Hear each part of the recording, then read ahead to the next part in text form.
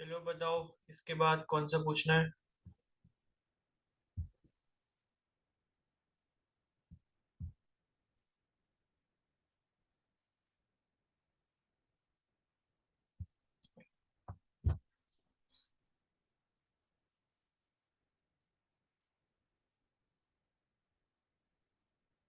Sir 2022। 22।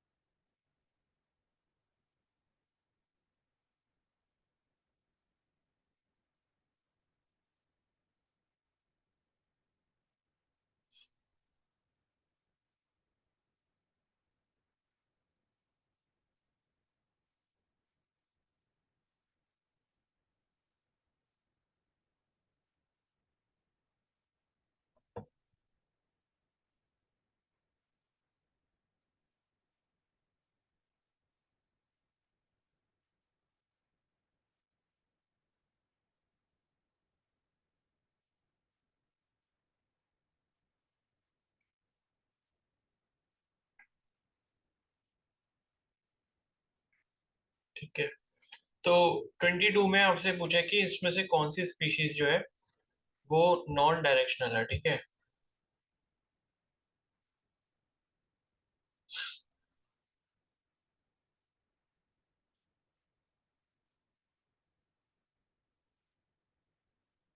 तो देखो, आपने एक चीज ध्यान ये रखनी है, ये जो नॉन डायरेक्शनल और डायरेक्शनल वाला जो है कॉन्सेप्ट,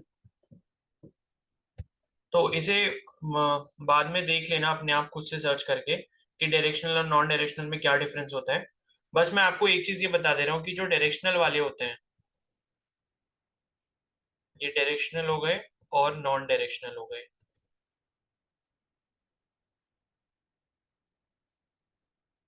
ठीक है, तो डायरेक्शनल वाले जो होते हैं वो आपके कोवेलेंट बॉन्ड्स होते हैं। ठीक है, जिसमें भी कोवेलेंट बॉन्ड बनेगा वो सारे कंपाउंड्स आपके डायरेक्शनल होंगे। और नॉन डायरेक्शनल में वो आ जाएंगे जिसमें आपका आयनिक बॉन्ड बनेगा।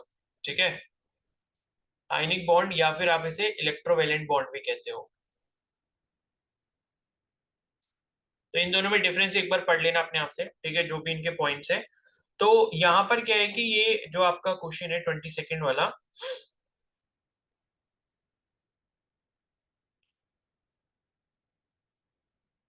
इसमें पूछा है कि इसमें से नॉन डायरेक्शनल कौन सा है, यानी कि आपको बताने कि इसमें से आयनिक या फिर कोवेलेंट वाला कौन सा है। ठीक है, तो पहला अगर आप देखोगे NCl3 है, फिर उसके बाद BeCl2 है, और फिर आपके उसके बाद है BCl3। ठीक है, और इसमें जो आपको बी वाला ऑप्शन दिख रहा है ना, RbCl, कोई मेरे को ये बताएगा ये आरबी जो रुबीडियम है ये कौन से ग्रुप में आता है? बताओ। Sir S block. F block? F block में आता है? नहीं, शायद डी में आता डी में आता है? है। Sir S block. Hmm. First group. S block. भाई फर्स्ट ग्रुप में आता है, एस ब्लॉक में। पढ़ा नहीं था क्या? Hydrogen, lithium, sodium, potassium, rubidium, caesium, francium. ठीक है, तो ये जो फर्स्ट ग्रुप का मेंबर है रुबीडियम, तो फर्स्ट ग्रुप को आपको पता है कि सारे जो फर्स्ट ग्रुप के एलिमेंट होते हैं इनका आउटर मोस्ट इलेक्ट्रॉनिक कन्फिग्रेशन क्या होता है? NS1 होता है। यानी के पास इनके पास क्या होती है? टेंडेंसी होती है इलेक्ट्रॉन को डोनेट करने की हमेशा। ठीक है, तो फर्स्ट ग्रुप का ये जो है RbCl जो आपका बना रहा है, तो RbCl को आप NaCl से कंपेयर कर सकते हो। जिस तरीके से सोडियम एक इलेक्ट्रॉन इसको देता है और ये क्या करता है, एक एक्सेप्ट कर लेता है क्लोरीन, तो उसी तरीके से आरबी यहाँ पर क्या करेगा, एक इलेक्ट्रॉन Cl को दे रहा है। तो यहाँ पर भी जो आपका बॉन्ड बनेगा कैसे बनेगा? आयनिक बॉन्ड बनेगा। ठीक है, जिस वजह से क्या होगा, ये क्या हो जाएगा? नॉन डायरेक्शनल हो जाएगा। और बाकी जो तीन एग्जांपल्स है आपके NCl3, BeCl2 और BCl3, ये सारे आपके क्या है? कोवेलेंट बॉन्ड्स बना रहे हैं। ठीक है, तो NCl3 मतलब 3 Cl लगे हुए हैं यहाँ पर इस तरीके से, और उसके बाद BeCl2 तो आपको पता ही है, इसकी तो ज्योमेट्री भी आपने पढ़ रखी है, इस तरीके से होता है। और BCl3 ये हो गया, इसकी भी ज्योमेट्री आपने पढ़ी हुई है। ठीक है, तो ये जो है तीनों आपके कोवेलेंट हो गए, तो ये कैसे हो गए, डायरेक्शनल हो गए। और आरबीसीएल जो है वो आपका आयनिक बॉन्ड है, जिस वजह से वो क्या हो गया, नॉन डायरेक्शनल हो गया। अब डायरेक्शनल और नॉन डायरेक्शनल क्या होते हैं, इनको एक बार पढ़ लेना, ठीक है। आगे समझ। Yes, sir. और बताओ उसके बाद। Yes, sir. सर 26 वाला बता दो। 26।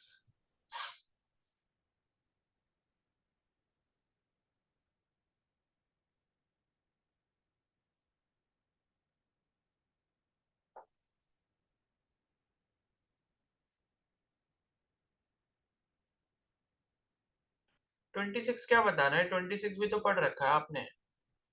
आरती लेक्चर नहीं देखी क्या आपने सही से, बताओ। सर ये वाला आया ही नहीं मुझे। क्यों नहीं आया, ये वेंडर वॉल रेडियस और कोवेलेंट रेडियस हमने पढ़ तो रखा है। और यही सेम फिगर आपका एनसीईआरटी में बना हुआ है, देखो।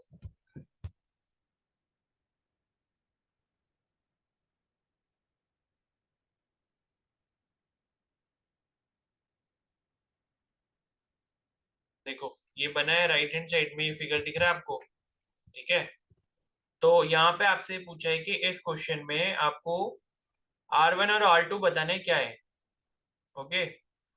तो R1 जो है वो कौन सी वाली रेडियस है और R2 कौन सी वाली रेडियस है, बताओ भाई कौन सी वाली है R1 और R2।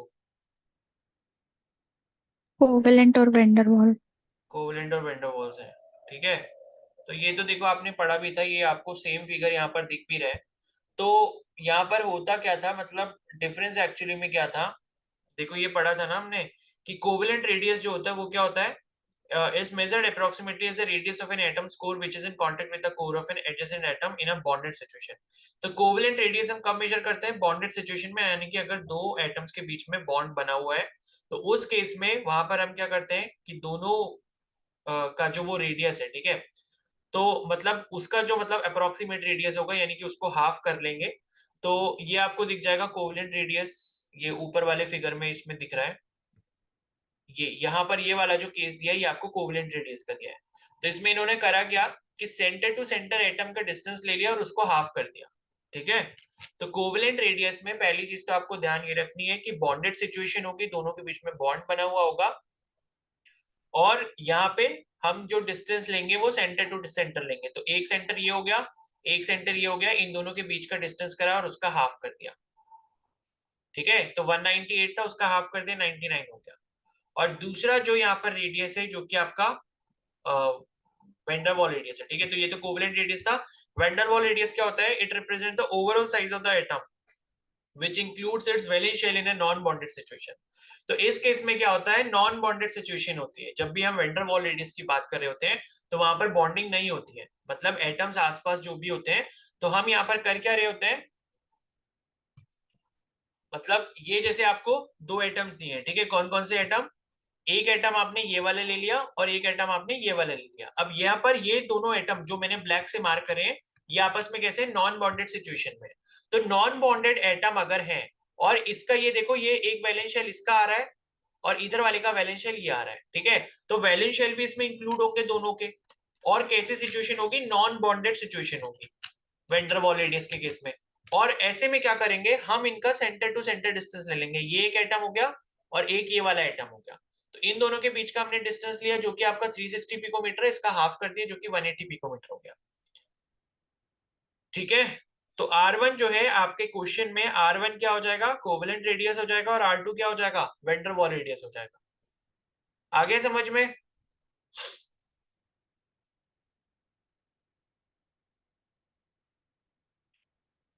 बताओ। Yes sir.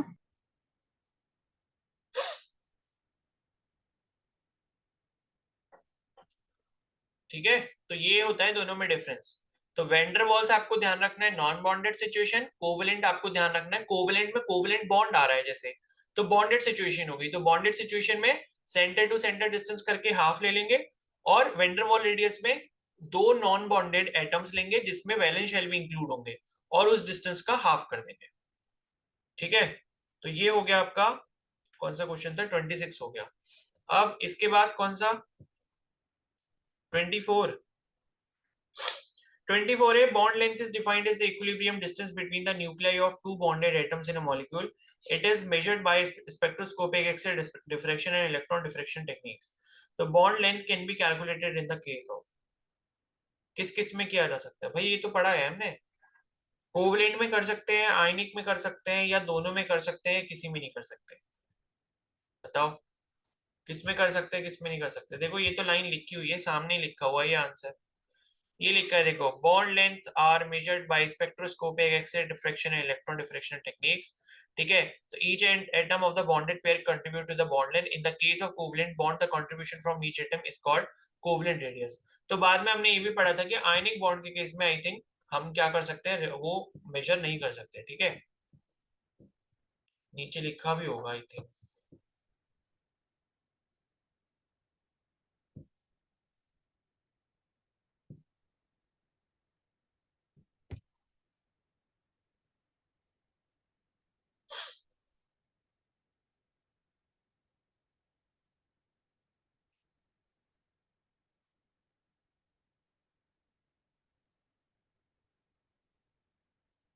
ओके, तो 24 का जो है वो ए हो जाएगा। कोवलेंट में ही हम कर सकते हैं, आयनिक में नहीं कर सकते। ठीक है, तो ए हो जाएगा इसका, कोवलेंट कंपाउंड्स ओनली। क्योंकि हमने देखो ना रेडियस भी जो पढ़ी थी, दो जो रेडियस पढ़ी थी वो कोवलेंट कंपाउंड के केस में पढ़ी थी। एक तो कोवलेंट रेडियस थी और एक आपकी वैन डर वाल्स रेडियस थी। आयनिक में हम रेडियस मेजर नहीं कर सकते, मतलब बॉन्ड लेंथ मेजर नहीं कर सकते।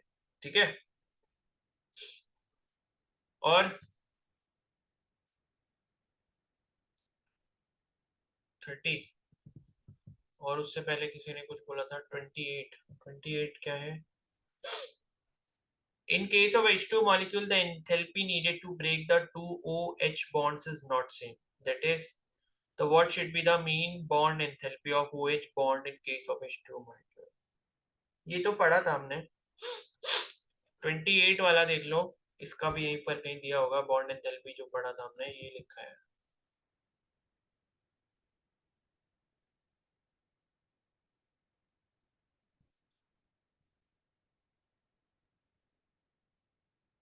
देखो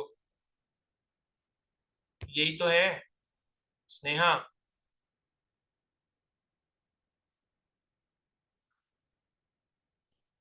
भाई एवरेज बॉन्ड एंथैल्पी या मीन बॉन्ड एंथैल्पी एक ही बात तो होती है। ठीक है, आ गया समझ में?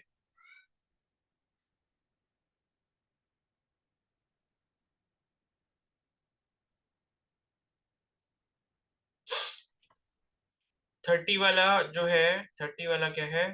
Which of the following is correct? भाई ये तो आना चाहिए था, ये वाला क्वेश्चन क्यों नहीं आ रहा है?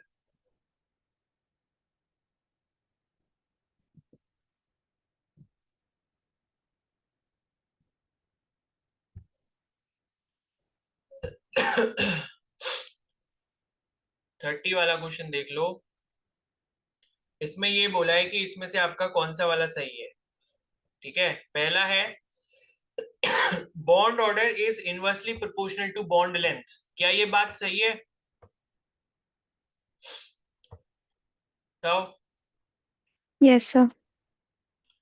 क्या बॉन्ड ऑर्डर इनवर्सली प्रोपोर्शनल होता है बॉन्ड लेंथ के?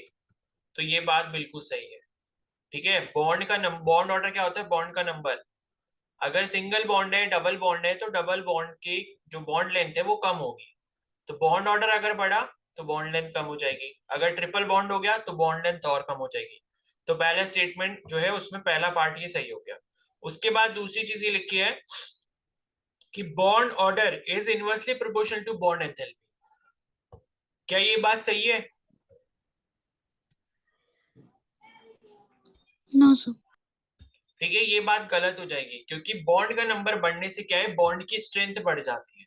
और बॉन्ड की स्ट्रेंथ बढ़ने का मतलब है कि उसको आपने ज्यादा अमाउंट ऑफ एनर्जी देनी होगी ब्रेक करने के लिए, यानी कि उसकी बॉन्ड एंथैल्पी जो है बढ़ जाएगी।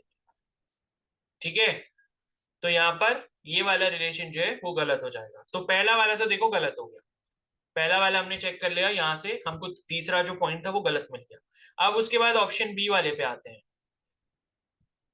ये गायब कौन कौन हो गया यहाँ से? अखिला और तन्नू। एक मिनट रुको।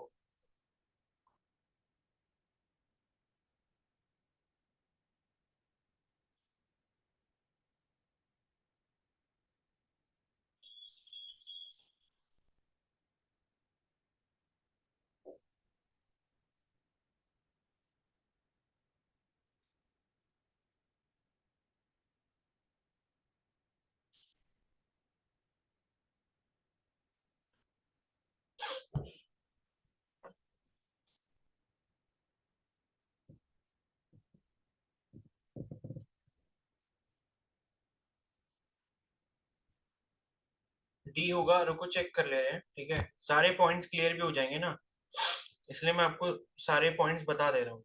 आंसर तो पता चल ही जाएगा।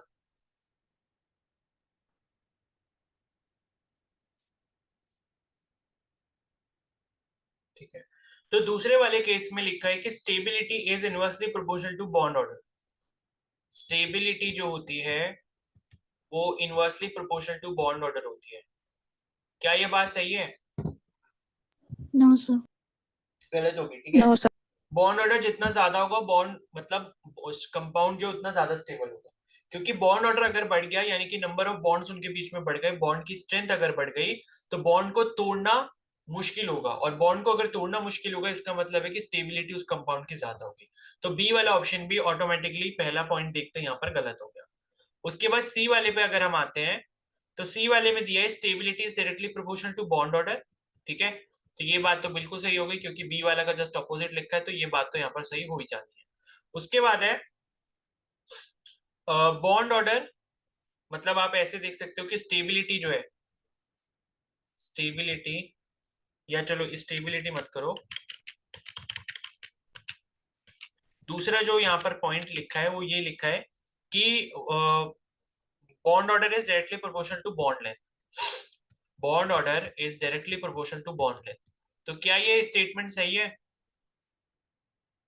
No sir. No, sir. ठीक है, तो ये भी गलत है, क्योंकि बॉन्ड ऑर्डर अगर जितना बढ़ेगा तो बॉन्ड लेंथ उतनी छोटी हो जाती है, तो ये भी गलत हो गया, तो सी वाला भी गलत हो गया। इसका मतलब option D is the right answer.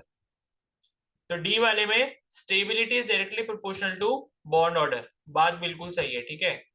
Bond order जितना ज्यादा होगा, नंबर ऑफ बॉन्ड जितने ज्यादा होंगे, स्टेबिलिटी उतनी ज्यादा होगी। दूसरी चीज है कि जो बॉन्ड ऑर्डर है वो directly proportional to bond enthalpy होता है, ये बात भी सही है। बॉन्ड ऑर्डर जितना ज्यादा होगा, जितने नंबर ऑफ बॉन्ड्स होंगे, उतनी ज्यादा क्या होगी, बॉन्ड एंथैल्पी होगी, उसको एनर्जी ज्यादा लगेगी ब्रेक डाउन करने के लिए। और तीसरी चीज यहाँ पर है कि बॉन्ड एंथैल्पी जो है वो इनवर्सली प्रोपोर्शनल टू है किसके, बॉन्ड लेंथ के। तो ये बात भी सही है, बॉन्ड लेंथ ज्यादा होगी इसका मतलब बॉन्ड वीक होगा, और बॉन्ड एंथैल्पी उतनी कम होगी। बॉन्ड लेंथ ज्यादा, बॉन्ड वीक, इसका मतलब बॉन्ड एंथैल्पी उतनी कम। ठीक है, तो डी वाला आपका बिल्कुल सही स्टेटमेंट है। आ गया समझ में? हाँ। ठीक है, अब बताओ इसके बाद कौन सा पूछना है?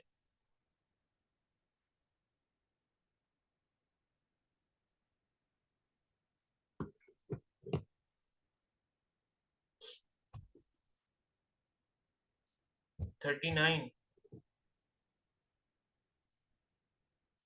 33, चलो 33 देख लेते हैं पहले। Deviation of OO bond length in ozone molecule from the normal bond length seems as, ठीक है? तो single bond length increases while double bond length decreases, तो ये तो वो रेजोनेंस वाला होगा ना, 33।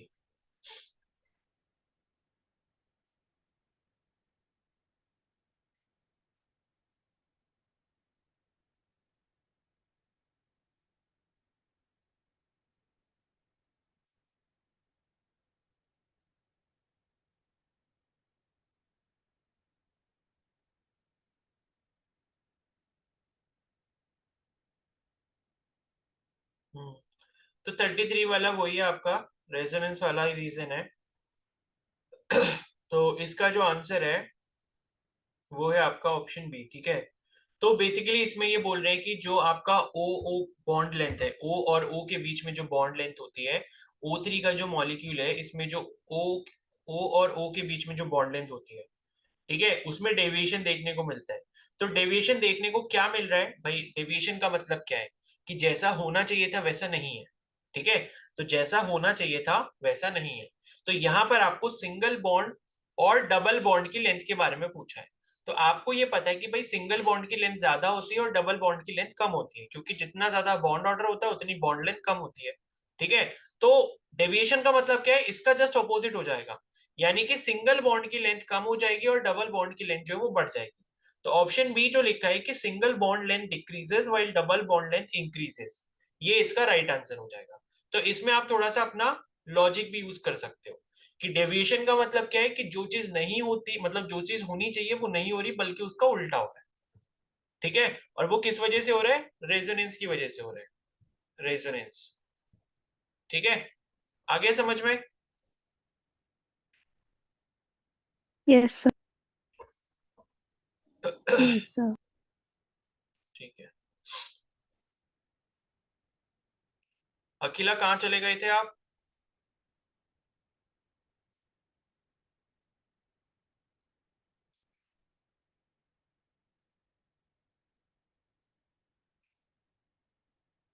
डाटा खत्म हो गया। चलो, तो इसके बाद जो है, हाँ और कौन सा बोला था 33 के बाद? 39। ठीक है, 39 देख लेते हैं पहले। तो 39 है, in case of polyatomic molecules dipole movement only depends upon the individual dipole movement of bond. भाई ये तो कर रखा है हमने, डाइपोल मूवमेंट के पॉइंट से रिलेटेड तो है ये क्यों नहीं समझ आ रहा?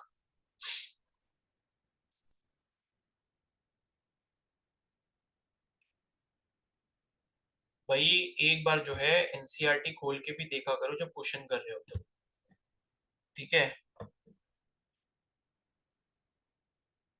देखो ये यहीं पर लिखा हुआ है, in case of polyatomic molecules the dipole moment not only depend upon the individual dipole moment of the bonds known as bond dipole, but also on the spatial arrangement of various bonds in the molecule. In such case, the dipole moment of a molecule is the vector sum of the dipole moment of various bonds. ठीक है, तो किस किस पर depend करेगा? पहला individual वाले पे करेगा, दूसरा स्पेटियल अरेंजमेंट पे करेगा और तीसरा वेक्टर सम पे करेगा। ठीक है, तो इसका क्या हो जाएगा? पहला इसमें है only depend upon the individual dipole moment of the bond, तो ये तो गलत है। ठीक है, दूसरा है is vector sum of the dipole moment of various bond, ये सही है। तो ऑप्शन बी सही हो जाएगा। 39 का क्या है आंसर? देखने दो।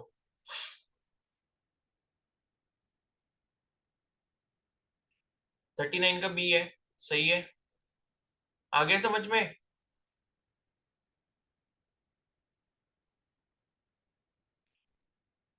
भाई एक बार एनसीईआरटी खोल लिया करो, जिस टॉपिक का क्वेश्चन होता है एटलीस्ट उसको एक बार जाकर देखा करो कि इसमें आंसर हमें मिल रहा है नहीं मिल रहा है। इससे होता क्या है कि आपका टॉपिक भी रिवाइज हो जाता है, लेकिन वो आप करते नहीं हो।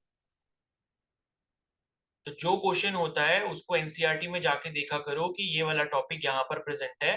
तो उससे होगा क्या कि जब आप वो चीज ढूंढ रहे होगे तो उसके बदले आप 10-15 लाइनें पढ़ लोगे, रिवीजन हो जाएगा आपका। तो ये काम कर लिया करो।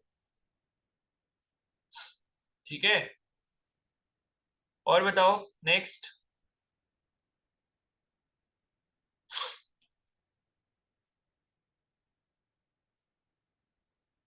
नेक्स्ट क्वेश्चन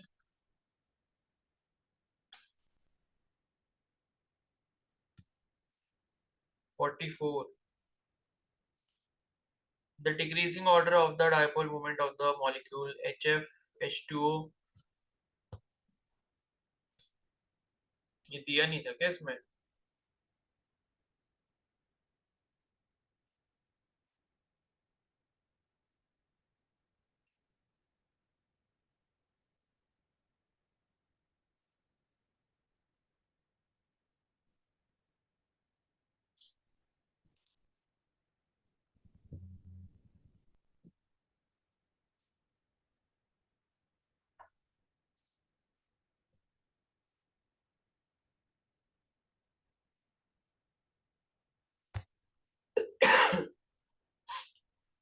और ये भी अच्छे से पढ़ लेना, ये NH3 NF3 का जो मैंने आपको यहाँ पर बताया था डायपोल मोमेंट का कंपैरिजन। ठीक है।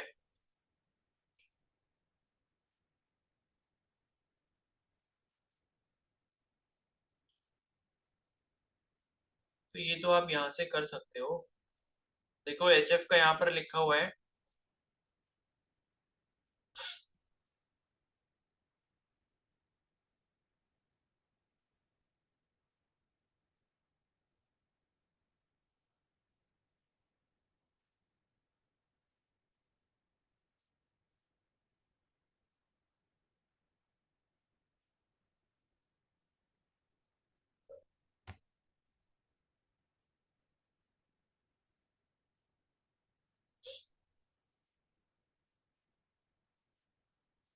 देखो आपको एक चीज यहाँ पर ये देखनी पड़ेगी ना, कि जो आपने यहाँ पर जैसे एग्जांपल्स पढ़े थे, जैसे बी एफ टू का पढ़ा था, ठीक है। तो बी एफ टू के केस में आपने चीज क्या पढ़ी थी, कि इसका जो डायपोल मोमेंट होता है वो क्या होता है, 0 होता है। और क्यों होता है, क्योंकि दोनों फ्लोरीन बेरिलियम को बीच में से खींच रहे हैं और बराबर फोर्स लगा के खींच रहे हैं, यानी कि डायपोल मोमेंट दोनों का क्या हो रहा है, आपस में कैंसिल हो जा रहा है, बिकॉज उनका मैग्नीट्यूड बराबर है और डायरेक्शन उनकी अपोजिट है। ठीक है। तो बी एफ टू के केस में तो ऐसा कुछ हो जाता है।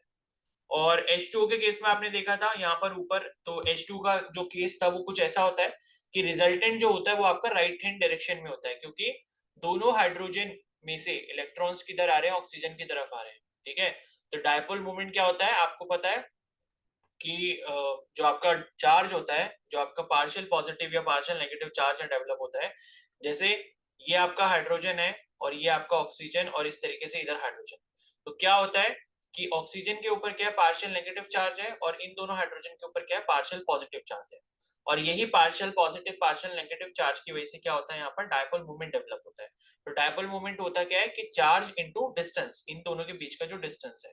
तो इधर जो हमारा डायपोल मूवमेंट होगा वो इधर की तरफ होगा। तो डायपोल मूवमेंट की जो डायरेक्शन होती है तो वो ज्यादा इलेक्ट्रोनेगेटिव एटम जो उधर की तरफ होती है, और उसी तरीके से ये वाले केस में आपका इधर की तरफ होगा, और इनका जो रिजल्टेंट है वो आपका क्या हो जाएगा, इधर की तरफ हो जाएगा।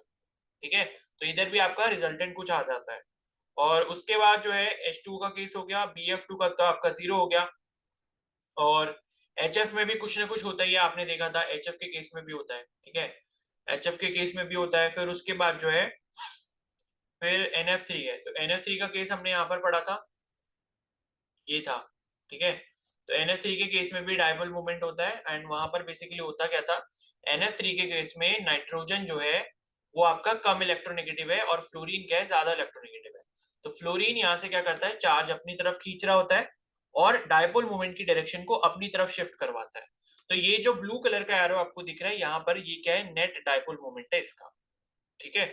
तो अब इसमें जो ऑर्डर आपका बन सकता है, देखो आप अगर यहाँ पर मतलब थोड़ा सा लॉजिक अगर लगाओगे तो ऑप्शंस में आप देख सकते हो कि ऑप्शन बी जो आपको दिख रहा है इसमें BF2 जो है वो आपका लास्ट नंबर पे है, और BF2 का आपको पता है डायपोल मोमेंट क्या होता है, 0 होता है, और नेगेटिव तो हो नहीं सकता डायपोल मोमेंट।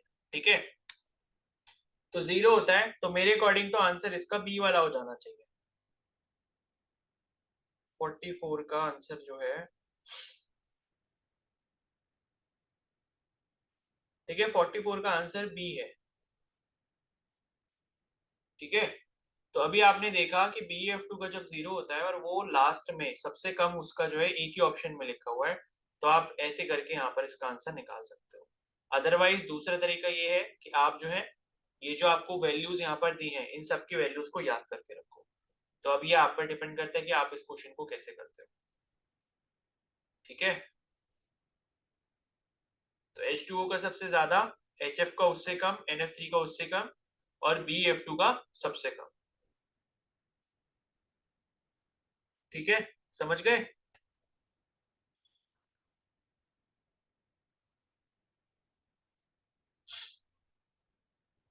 टेबल में दिए हो तो हैं, टेबल में यहाँ पर दिए है ना, कहाँ गया, ये दिए हैं। ठीक है। तो वैसे तो याद करने की जरूरत होती नहीं है, बट फिर भी आप करना चाहो तो आप कर सकते हो। HF है, HCl है, ठीक है, HBr है, तो चाहो तो आप ये टेबल याद कर सकते हो, आपको ही बेनिफिट होगा। वो आपकी चॉइस है कि आप करना चाहते हो नहीं करना चाहते हो। ठीक है। तो डायपोल मोमेंट वाली भी टेबल जो है वो इम्पोर्टेंट है, तो यहाँ से आपको ये चीज पता लगे। 44 हो गया, उसके बाद 51 51 जो है, which of the following pairs of ions are isoelectronic and isostructural? भाई पहले तो ये पता लगाओ कि आइसो इलेक्ट्रॉनिक कौन से हैं। ये पता लगाया आपने स्नेहा?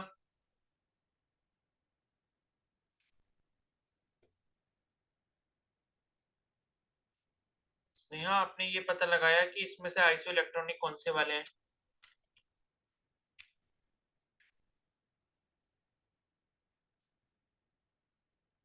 क्या होते हैं iso electronic?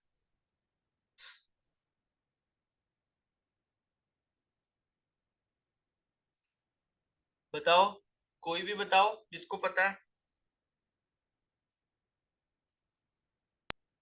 Sir, same number of Same electrons.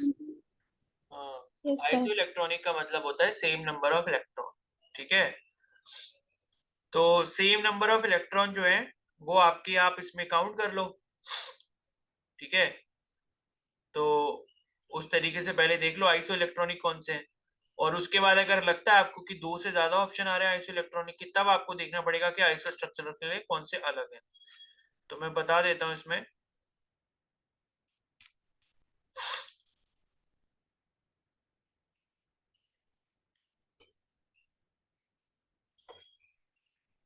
तो आपका एक ही ऑप्शन आएगा मेरे हिसाब से, क्योंकि इलेक्ट्रॉन के नंबर जब सेम होंगे तभी उनका स्ट्रक्चर आप सेम कह पाओगे। ठीक है, तो पहले तो आपको यही चेक करना पड़ेगा कि इसमें से आइसो इलेक्ट्रॉनिक कौन से हैं। तो आइसो इलेक्ट्रॉनिक चेक करने के लिए आप क्या करोगे, पहला वाला जो है इसमें CO3 2 नेगेटिव, ठीक है, और SO3 2 नेगेटिव।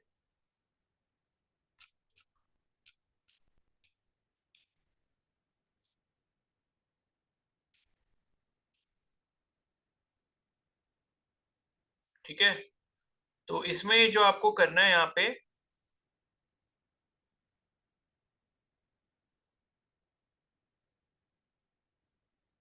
इसमें आप वैलेंस इलेक्ट्रॉन को काउंट करोगे बस। ठीक है, तो वैलेंस इलेक्ट्रॉन इसमें काउंट कर लो सारे टोटल जितने हैं। तो कार्बन के कितने होते हैं, 4 होते हैं। ऑक्सीजन में कितने होते हैं, 6 होते हैं, और 3 ऑक्सीजन है तो 6 इंटू 3 हो जाएंगे, प्लस 2 कर देंगे क्योंकि 2 का नेगेटिव चार्ज है। तो नेगेटिव चार्ज का मतलब इलेक्ट्रॉन ऐड हो रहे होते हैं, उसमें इलेक्ट्रॉन आ गए होते हैं। और पॉजिटिव चार्ज अगर कहीं होता है तो मतलब इलेक्ट्रॉन वहां से जगह छोड़ के चले गए, तो उतने नंबर माइनस कर देते हैं। उसी तरीके से यहाँ पर SO3 2 नेगेटिव में देखोगे तो सल्फर यहाँ पर आपको दिख रहा है, सल्फर में कितने होंगे, सल्फर का नंबर होता है 16। तो 2,8,6 6 हो गए, प्लस ऑक्सीजन के 6 इंटू 3 हो गए, प्लस 2 हो गए। तो ये 6 इंटू 3 ये 2 ये 2 ये 4 है, ये 6 है, तो ये आइसो इलेक्ट्रॉनिक नहीं है। ठीक है, ऐड करने की जरूरत नहीं है। अब दूसरे ऑप्शन पे आ जाओ।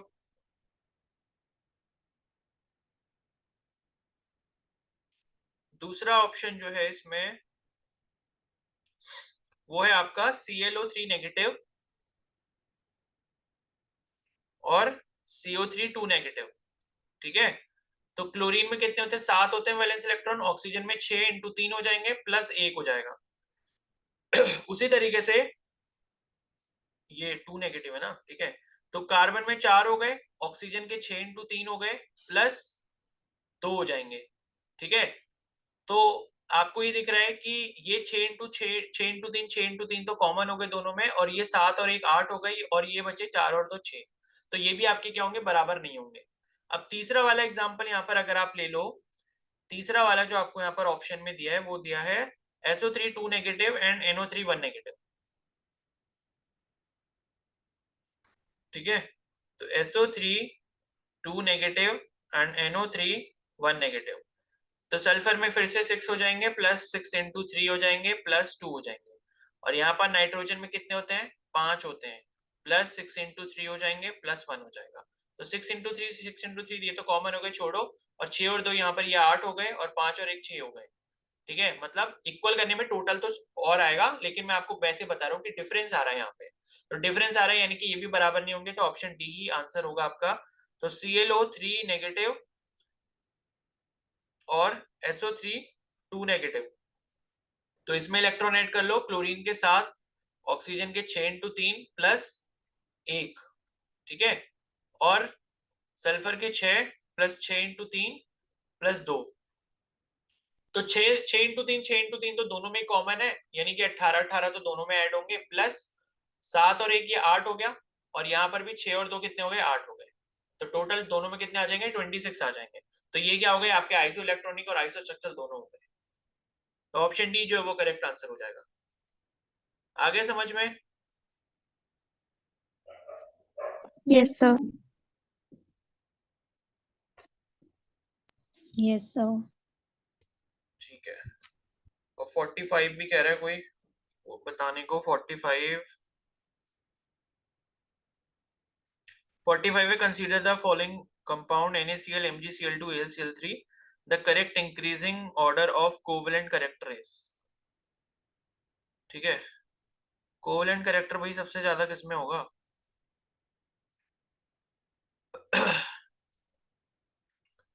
अच्छा यहाँ बताओ कौन सा रूल लगेगा, कोई बताएगा मेरे को? कौन सा रूल लगेगा जिससे ये Faz- सॉल्यूशन आएगा? Fazan's rule. फजांस रूल लगेगा। ठीक है, तो ऐसे पढ़ी जाती है एनसीईआरटी। तो जिसने भी पूछा है 45 वाला, पहले आप फजान रूल पढ़ेंगे और उसके बाद इस क्वेश्चन को करेंगे। ठीक है, किसने पूछा था? सना, फजान रूल पढ़ना। सर पढ़ा था। हाँ, तो बस उसी में इसका आंसर दिया हुआ है। केटाइन का साइज छोटा होता है, एनाइन का साइज बड़ा होता है, तो क्या होता है उसको एक बार ढंग से पढ़ो, फिर नहीं आएगा तो मैं कल बताऊंगा। ठीक है, और बाकी के क्वेश्चन आगे कर लेना। टॉपिक एनसीईआरटी में ढूंढो, फिर क्वेश्चन अटेम्प्ट करो जो नहीं हो रहे। ठीक है, कल मिलते हैं फिर, बाकी के क्वेश्चंस करेंगे कल करेंगे। ठीक है।